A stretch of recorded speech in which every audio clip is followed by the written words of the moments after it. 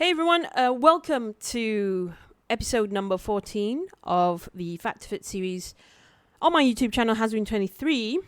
And if you've been following me on Instagram, you'll know that this podcast style video is coming, as I announced it there first. And the reason I'm doing a podcast video for this, or podcast style video, is for a number of reasons, actually. Number one is for convenience. As you can see, there's not an actual video, and it's just the audio. It's just an audio recording that I've uploaded onto my YouTube channel. So it's convenience for me because I only have half the work to deal with. I don't have the visual element isn't there for me to have to edit.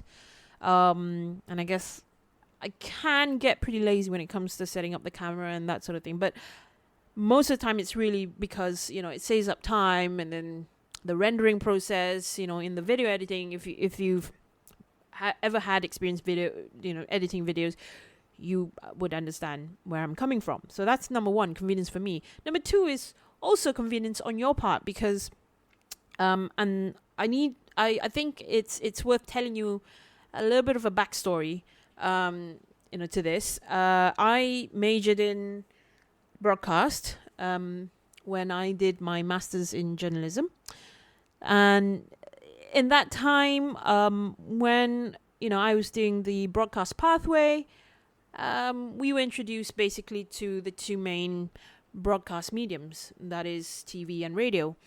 And one thing I learned a lot about radio in particular was that it really struck me as that this is actually a very a valuable way, or a very convenient way rather, which makes it valuable, a convenient way to access and also to absorb information, because you can do it passively, which didn't quite occur to me before I did my master's, before I got into the broadcast pathway. And that was something really nice, and something that I really valued, that I learned during my time studying then. I think it's always nice to sort of go back to the good old days of listening to the radio. I know podcasts are big in America, in the UK, but not necessarily where I am right now. In Malaysia, people don't normally listen to podcasts.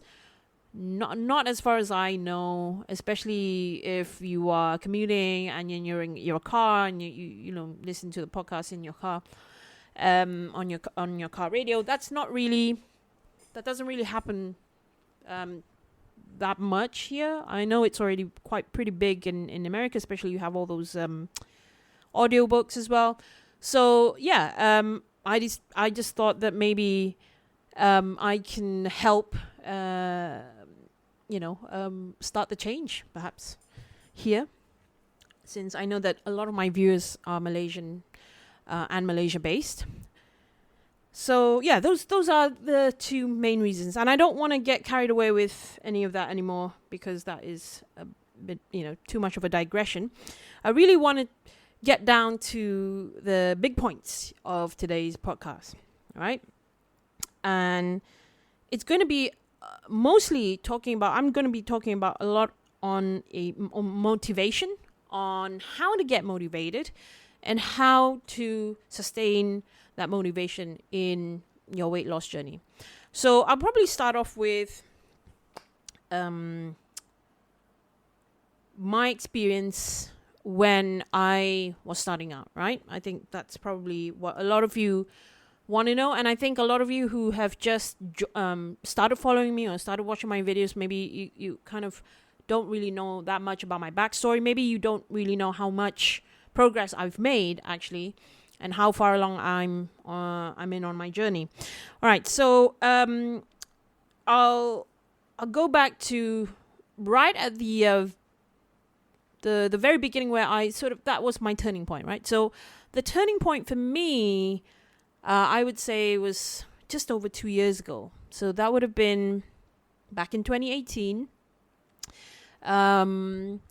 It was definitely past mid-year. I know it was definitely after August or September. But the kind of the actual turning point was just before that. And I remember, I think it was somewhere in June of 2018 that I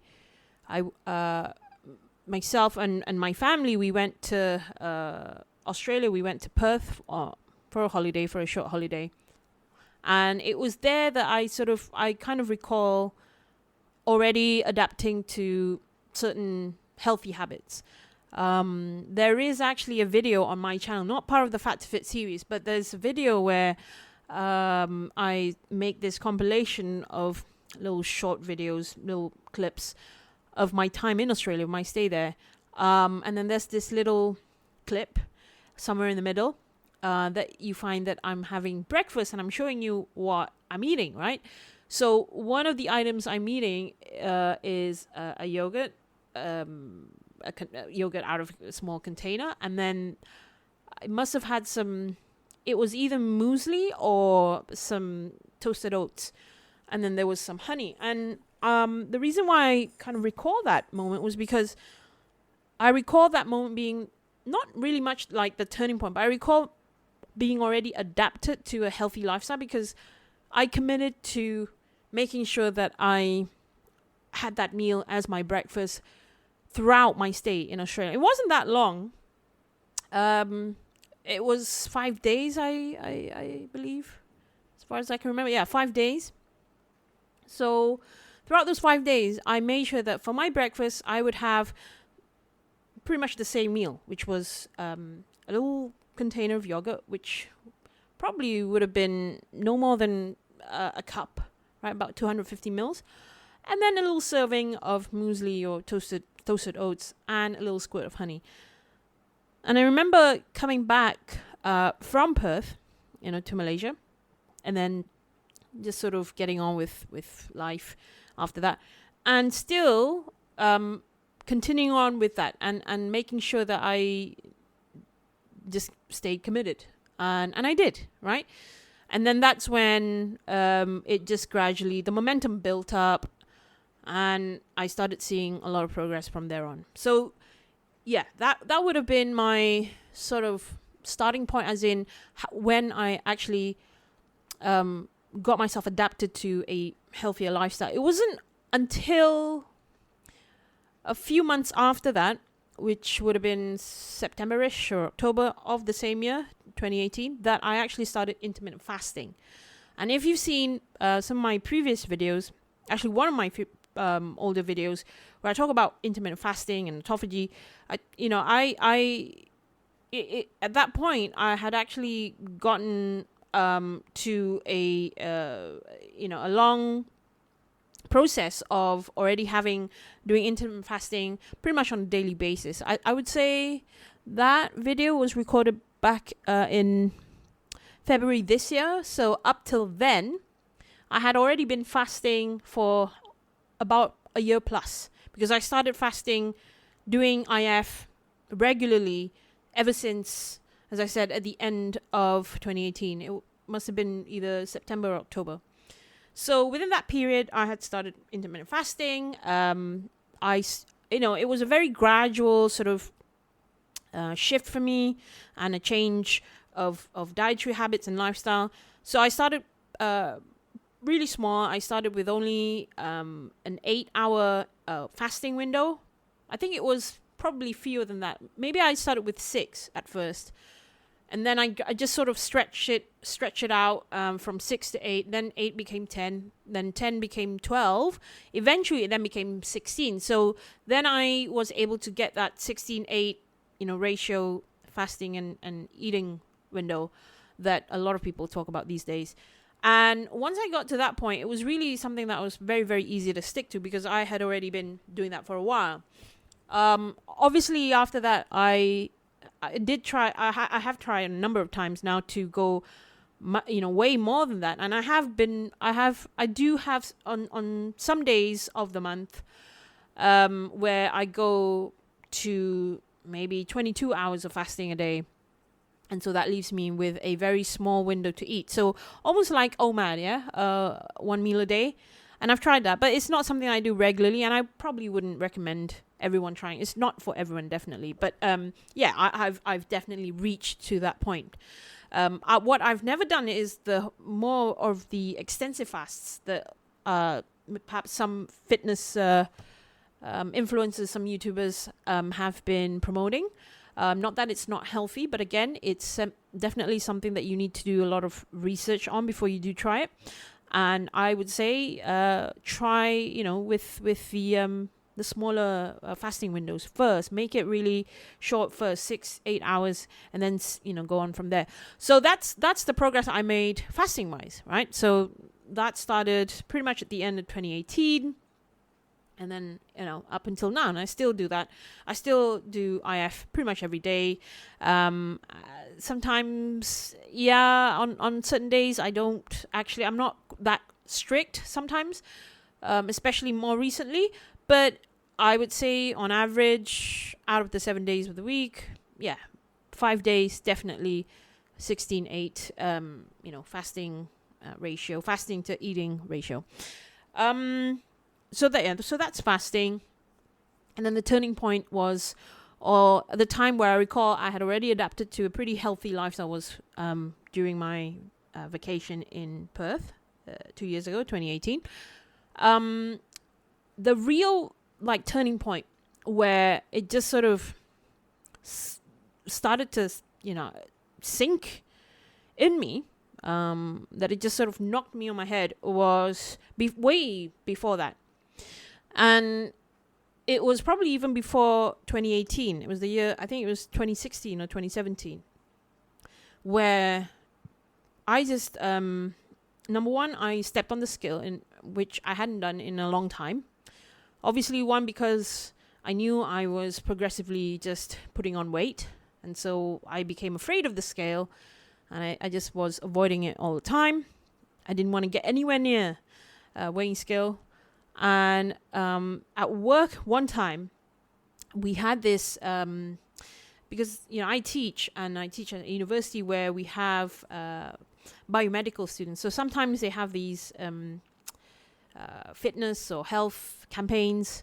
And then they'd have a team of their own students, some students from the physiotherapy department, biomedical department. So they'll have these days where they'll do all these tests for free, right? So one of them included, obviously, a body fat percentage test. The one that used, you'll have to step on the scale and it can measure your body fat through the scale, where it had those metal plates on the scale. And then 2 was the one that you had to hold on to. It was these sort of metal, small... It looked like dumbbells, basically. I don't know what they're called, but they can measure your body fat percentage. So I got on to that. I grabbed onto the 2 mini dumbbells that measures your body fat and got on the scale. And that's when I found out, my God, I'm literally just tipping the scales. I mean, this is it. I remember that was probably my heaviest weight ever. I was 116 kilograms, which I think is roughly about 250 pounds or probably more. In stone, I think that would be 16 stone, maybe 16, 17 stone. So that is huge. If you don't know how much is, stone is for those of you who are not British, but so a little bit over 250 pounds, and I was 116 kilograms. So I knew at that point that if I continued going the way I was, and I just kept eating the way I was eating at the time, I knew I was going to hit 300 pounds, 200 kilograms in no time, probably. So at that time, it sort of sunk in that, I do have a problem here. But it wasn't really anything that made me wanted to change my lifestyle, my diet. And by the way, the body fat test also turned out to be 40, I think it was 45 or 48%. So I was 48% body fat at the time. Okay. So 48% body fat. 117 kilograms, 117 kilograms, about 16, 17 stone, right? So yeah, I would say morbidly obese, I guess. Clinically, if you look at the chart, that would put me under the morbidly obese category. But still, it wasn't enough to get me, to change my lifestyle, my diet, my habits, right? But it was enough. I knew I had a problem, but it just wasn't enough for me to change anything. And that sort of continued for a while. I was still heavy. I have always been active. Even, when I was not when I was at my heaviest, but even before I got to that stage, I was pretty active. I ran 10Ks, 15Ks. I swim a lot. This I have been doing for a while, because even before I started putting on all of this excess weight as an adult, I was actually pretty fit when I was a teenager and then in my early uni years.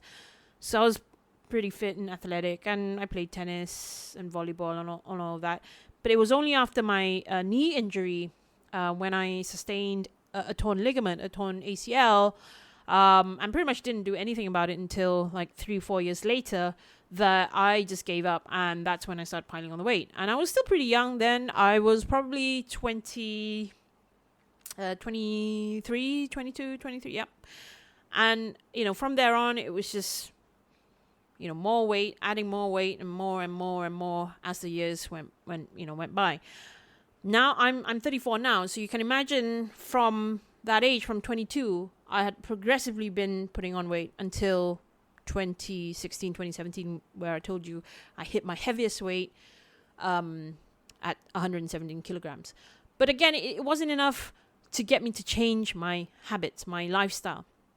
And it took me a while. And as I said, I was pretty active before that.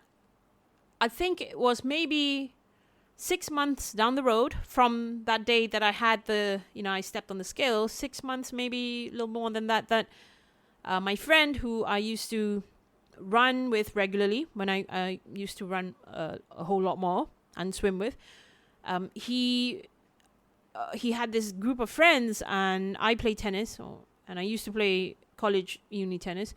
So he had these group of friends where, he normally plays tennis with, and he decided to invite me. So I went, and if you go through my Instagram page, if you scroll down, further down enough, you'll get to that. There's a picture from around about that time. It was, as I said, 2016 or 2017. And it's probably a very short video of me doing a forehand.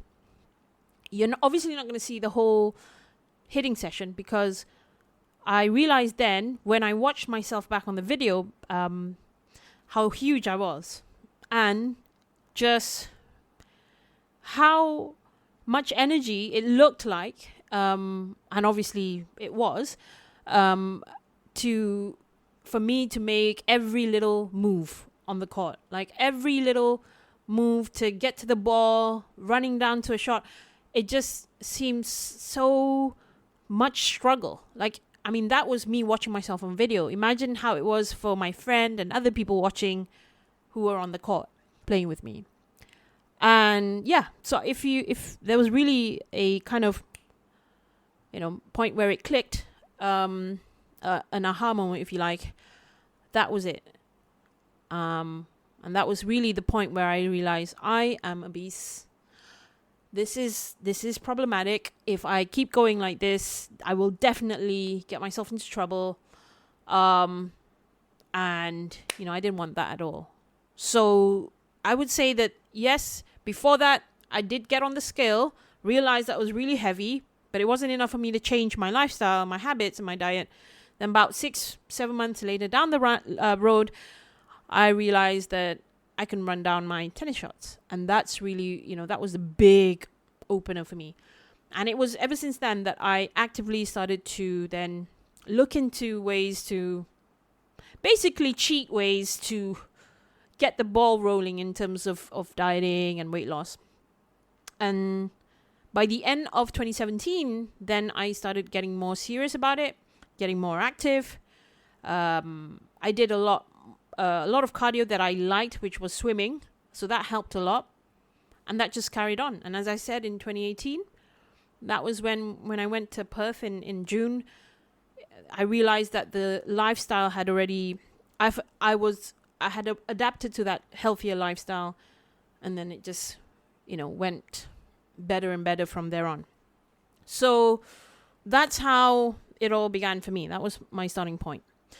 Now, in terms of the motivation that has kept me going, I would say that a lot of it really has only come from me. And this I say over and over again when people ask, they tell me, they share with me how they failed. They try to start out, but they fail somewhere in the middle before they even get to the middle, because they say they cannot stay motivated enough.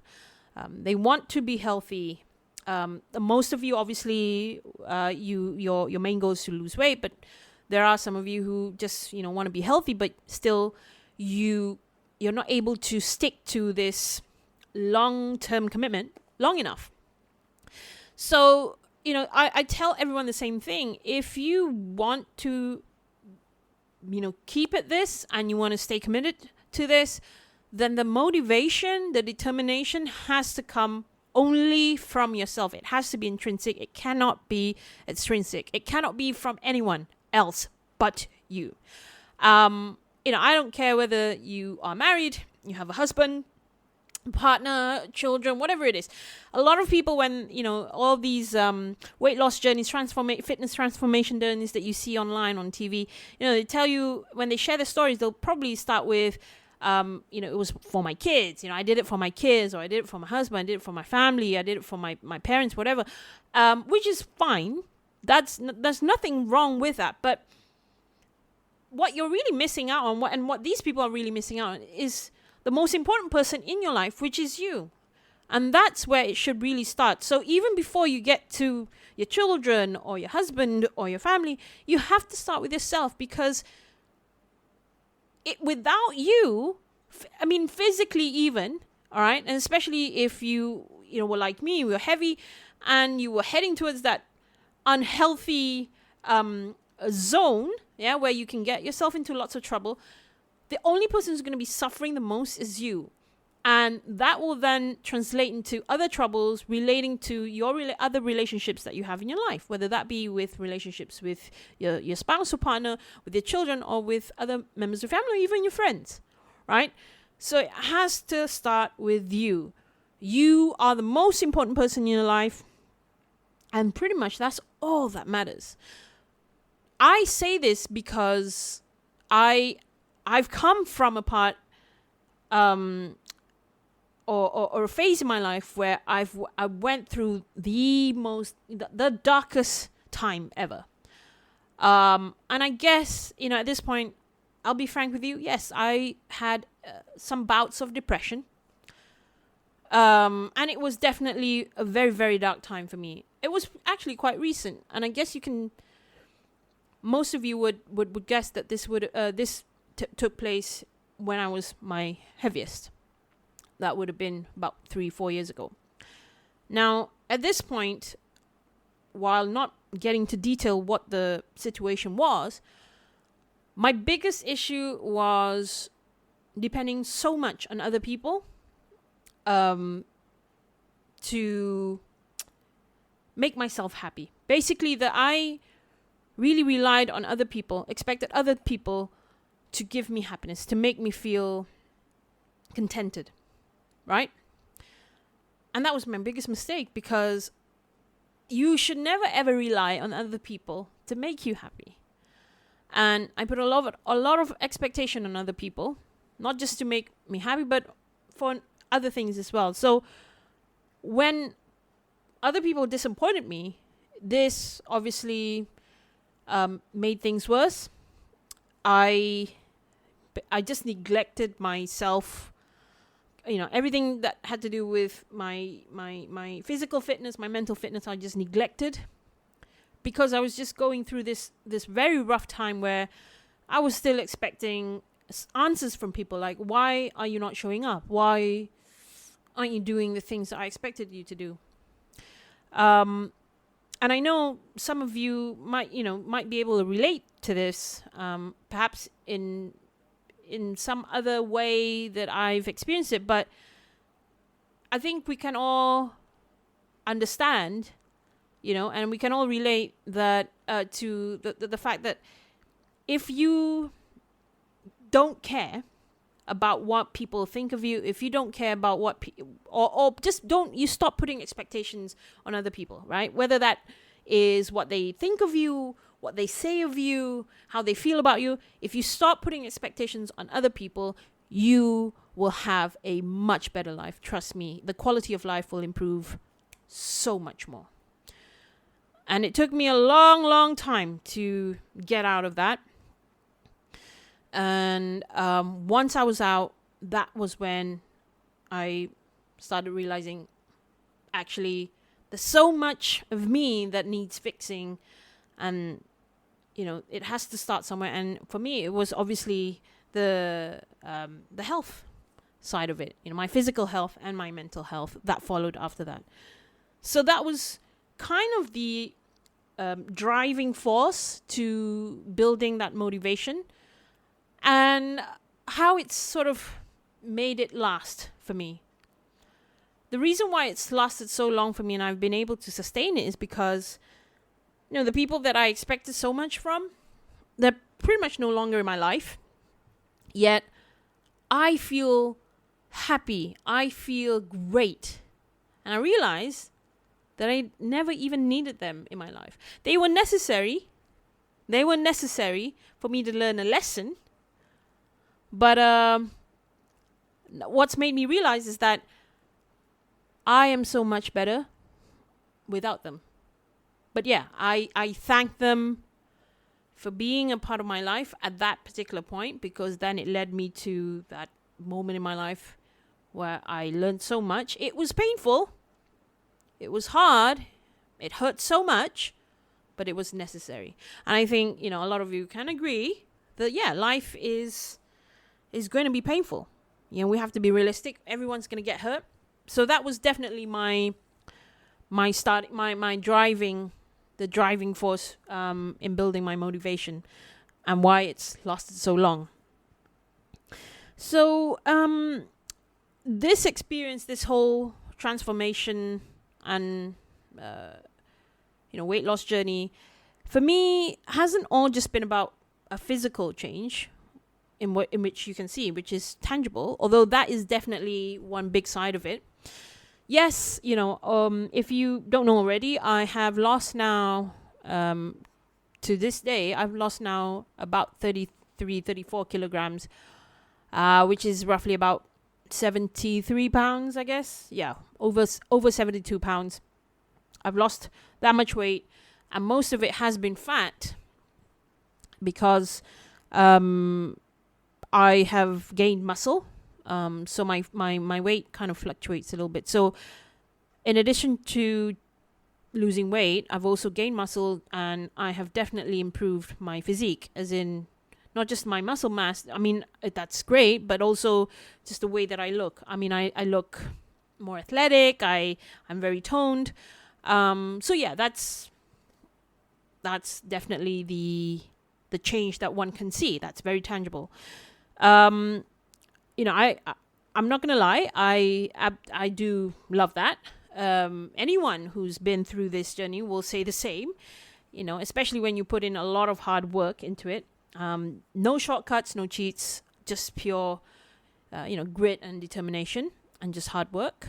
In very long, consistent long time. So that makes it even more special. So, of course, I will say I'm proud of it. And it's not easy to be, to have this kind of physical change, and even to maintain it, and even to improve it, which is my goal, right? At the moment, as it is, I am about 27% body fat. I think, 26, 27. But my goal eventually is to get down to 20%.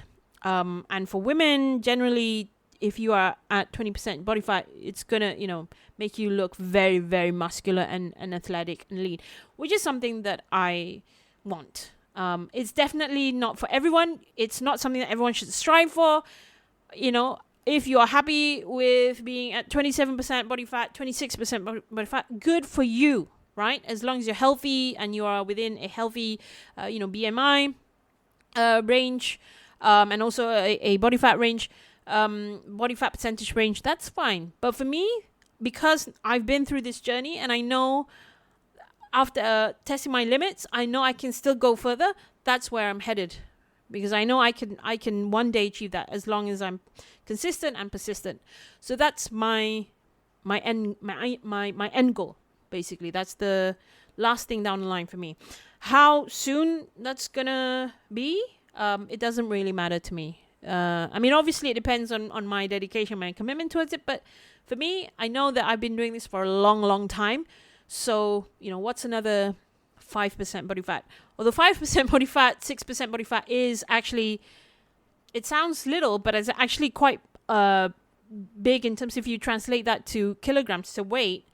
And it's just fat, right? You're not losing water, you're not factoring water or muscle or anything other than fat. So that's actually quite a lot of body fat to lose. But still, as I said, no pressure. I don't put pressure on myself to, how quickly I can get there. But that is the end goal for me. So that's the physical change, which you can definitely, see. It's tangible. You can see it. You can touch it. In terms of mental change that I've been through, I would say, yes, this physical transformation has definitely made me more confident about myself. I love it that I can fit into regular size clothes now. I mean, come on. I can just go into any department store and, pick a top that I like, especially a top because that's where I've lost a lot of weight and fat from. I can now fit into a size S. Some items of clothing, depending on the cut, I can fit into an S. Some of them M. But yeah, generally that's my size range these days. So that's a size 8 American, right? Only thing is that I'm struggling with is my lower half. And I mentioned this a lot when I talk about my progress. That's been it's been a lot slower than my upper half. My thighs are definitely bigger or disproportionate to my upper body size. So a lot of the fat is actually stored in my lower half, in my thighs. So that's been a bit of a struggle. So while I'm a size S on the top, I'm still a size L, on my trousers. So again, no pressure, but I'm just happy. I used to be a size, I guess, a triple XL. In terms of my trousers, my pants, because I used to wear size 22 trousers, size 20 trousers. I couldn't even fit into a size 16. That's how big my thighs were. So, yes, I've made a lot of progress. I've dropped down to probably about, I would say, 5 sizes in terms of lower half, my legs. Yeah, 6 sizes. But still, yeah, it is a little bigger than my upper half. So in terms of, I was coming back to my point was mental and how the mental change has been for me. So yes, I'm just so much more confident in my appearance, because again, it's so much easier to find clothes that fit you, and regular size clothes as well. I not that I want to say that if you can't find, by saying that it's so much better and makes you more confident that you can find regular size clothes, it doesn't mean that I'm trying to say that you weren't good enough if you had to go for plus size clothes. No, I'm definitely not trying to diss people who shop at plus size stores, but anyone in their right mind knows just how difficult it is, especially for women, just how difficult it is to just try and live up to expectations, live within the expectations of societies, the norms of societies, and that sort of thing. So on top of that, you have to go and find certain, these plus size clothing at certain stores, which kind of does give you this, it gives you this, or gives other people the impression that, you are of a particular, you have a particular habit, and it's all associated obviously with your weight. So anyone in their right person knows just how much of a struggle it is. So again, it's not me saying, it's by saying that it makes me confident because I can wear regular size clothes. It doesn't mean that I hate people who wear plus size clothes. That used to be me, all right? And I definitely don't hate the old me. I don't hate the obese me.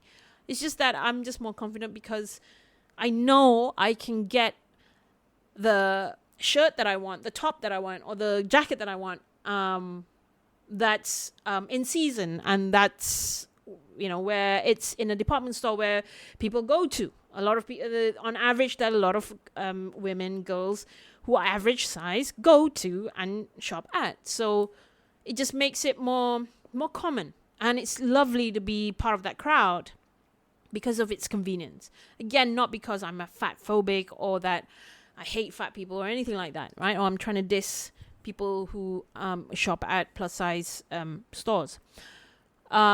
But it's, yeah. So the mental change has been my confidence, and just in general, I'm just more outgoing. I've always been a very outspoken and outgoing person. But in general, the confidence has gone way up. Another thing, I guess, has a lot to do with mental change and also maybe psychological and physiological, but more psychological, is what I see or what I perceive of myself versus what other people perceive of myself.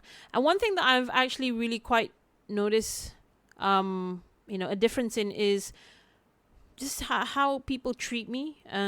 When I was obese, I guess people do tend to treat overweight people, obese people a certain way. And I don't know why. It doesn't probably necessarily have to be because of their size, but there's always this. They're somehow under this impression that I get.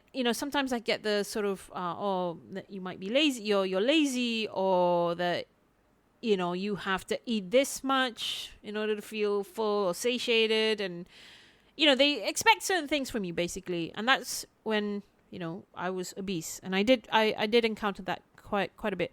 So now that I've lost all this weight, and I guess I look a healthier weight, a normal weight, it's probably not the best word to say it to describe it, but yeah, a normal healthier weight within a healthy BMI and body fat range.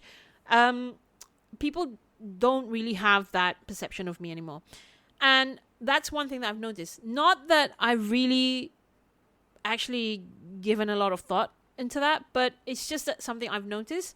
Because why I say I don't give a lot of thought, to that, I just don't, because throughout my life, and I'm generally a very principled person, I think it's probably one of my best traits. I have a lot of vices. I do have a lot of bad, characteristics, but one that I'm very proud of is, I'm a person of my word. I'm a woman of my word. I'm very principled. And one thing that I really do not give two hoots about is what people think of me. Even though the perception of people, their perception of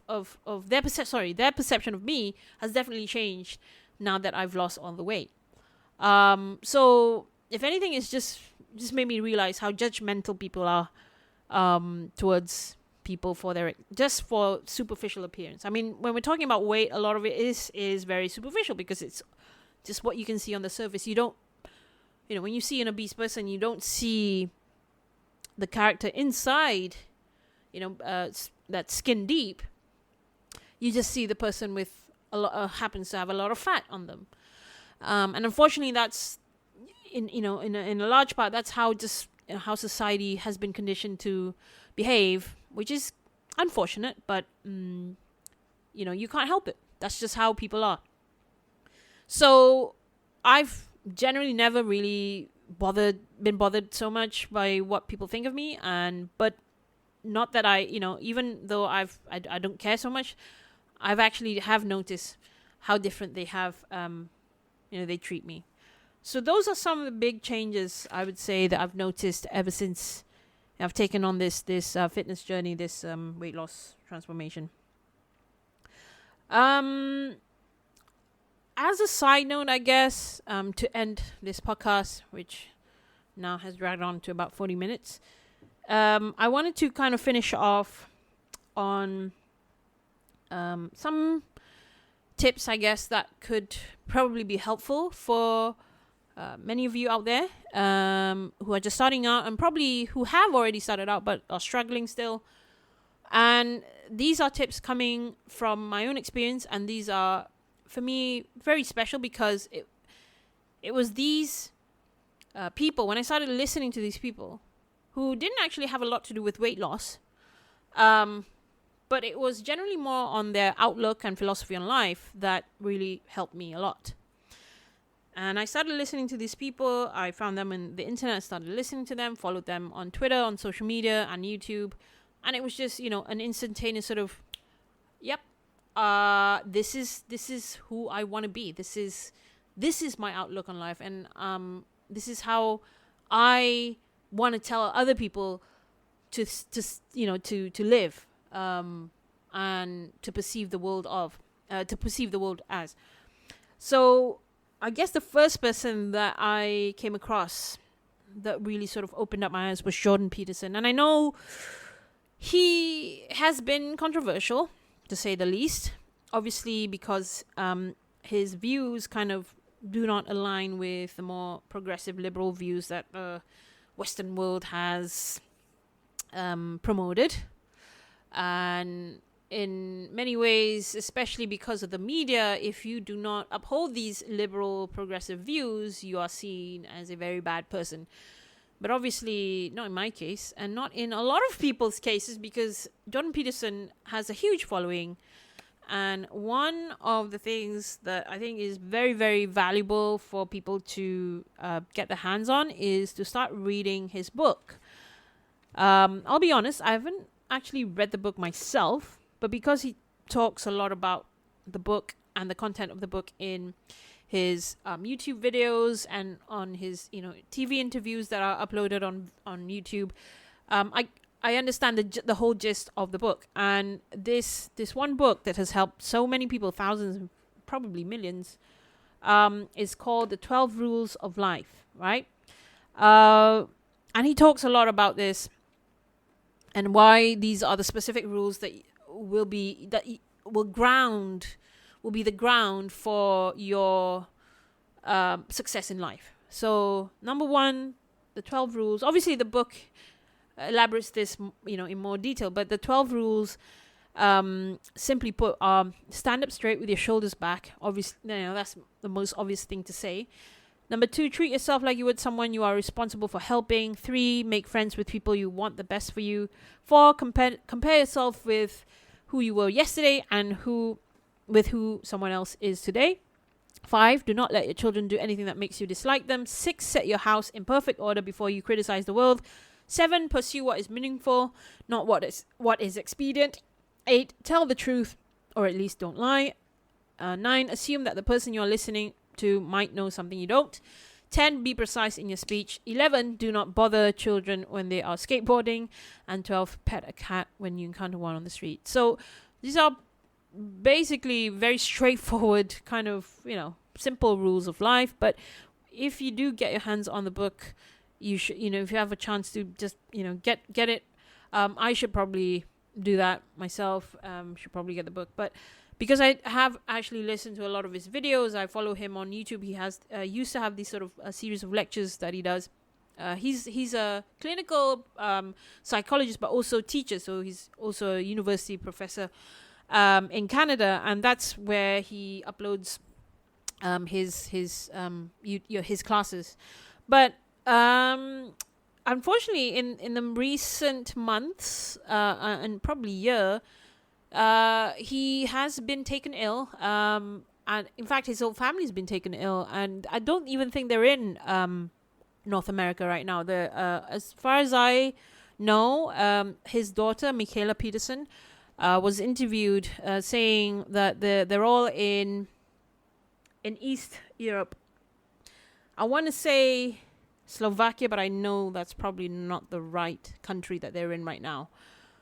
Definitely somewhere else, but they're in some eastern part of Europe, in a country in the eastern part of Europe, and they went there specifically to get treated, right? So I think with Jordan Peterson, he had some sort of autoimmune disease, and it got worse, and unfortunately he even contracted COVID-19. So as a result, I think he was hospitalized and got pneumonia and all sorts of things. So yeah, if anyone who already follows him, I think you all know how special he is to a lot of people, and how he has transformed a lot of people's lives just by simply saying things that, even, as he put it himself, that are not politically correct. He is not a politically correct person. If that's a disclaimer for you guys out there who are expecting not to get your feelings hurt or offended. This is, if you don't like to get offended, all right, if you're a very fragile person, you're easily triggered, then probably Jordan Peterson is not the guy for you. But for many people, he has helped us a lot. Most importantly, I think people of his particular philosophical leaning and even political leaning, although I wouldn't say he's particularly political, because a lot of the things that he shares with the public is more to do with philosophy. What it really stresses on is accountability, and what makes a person a good human being is not that you say the right things or you say things that people want to hear. It is to say things that you believe in, making you a principled person, and also that whatever you say, you account for yourself, that you don't account for other people, that you don't expect other people to be accountable for what you say and ultimately do. And it goes the other way too, that if I say A, okay, you can't use that to misinterpret it and then justify that when you do something wrong, or when you're caught with your pants down, right? When you literally violate a rule, you do something wrong, then you try to drag other people into your mess that you did out of your own free will, just because you misinterpreted what I said. So it all comes down to accountability, and I think that's probably the most important lesson and rule, which is it's not actually in part of the 12 rules that's stated in his book, but ultimately that's what it comes down to. And I think that's probably the most important lesson or rule, I guess, in everything in life, and especially so when it comes to being healthy and being at a healthy weight. That the only reason why you have become overweight or obese is you. That you had complete control over yourself, obviously barring any other illness or disease. The only reason you got fat or overweight, fat sometimes offend people, but again, like Jordan Peterson, I'm not that politically correct either. So the only reason you got fat is because you overate, you adopted or you got used to a very unhealthy lifestyle, you ate so much, and you didn't bother to move more so that you can burn off whatever calories that you were eating, and it led to you getting overweight and unhealthy. And so there is no other person for you to blame other than you. If you are an able-bodied person, a functioning, reasoned, sane adult, you have to be held accountable for the things you say and do, and that goes for your health, and your general happiness in life. So yeah, that's one person that I would highly recommend. Of course, along with Jordan Peterson, there are a lot of others who I would recommend, but I don't really want to get into that now, or this video will never end. this podcast will never end. But yeah, once you get started with Jordan Peterson, you will find other people who are very similar to the philosophies and the sort of outlook in life that he promotes. So that's it. That's this podcast, which is now coming up to almost 50 minutes. But anyhow, I hope you enjoyed that. And I hope you listened to the entire podcast. And I hope that was helpful for you guys. Until my next video, thanks for watching. And don't forget to subscribe and like.